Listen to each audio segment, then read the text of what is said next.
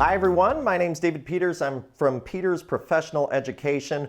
Welcome to this CPE class, A Controller's Guide to Assessing the Risk of Your Organization. This is the first of a three-part class where we're going to explore all things risk management for controllers, probably for some CFOs out there too. So I think we got a lot of good stuff coming your way.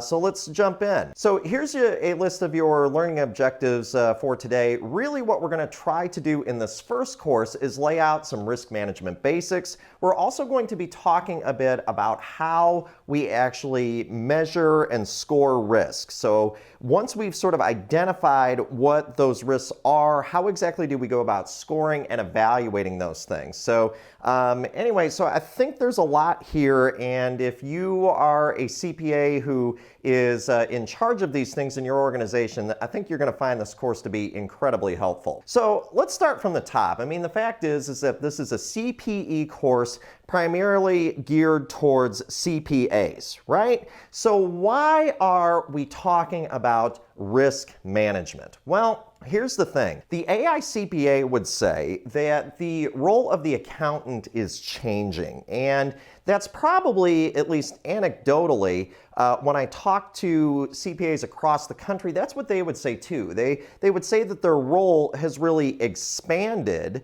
over the last few years. You know, gone are the days where the CPA is just sort of, the person who makes sure that the debits are on the left and the credits are on the right, right? I mean, that's not really what CPAs, in this age really do. That's not really the job anymore. We get involved in other things. Our skill set is widening. So we've started to see CPAs get involved in risk management. We've seen them get involved in data analytics. We've seen them getting involved in internal controls more so than they've ever been.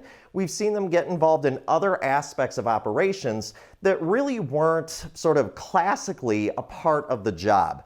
Risk management is one of those things. Risk management is one of those places where the role of the CPA has kind of expanded into, and hence we really feel like now is the time to really explore some of these topics like risk management that CPAs are starting to get into.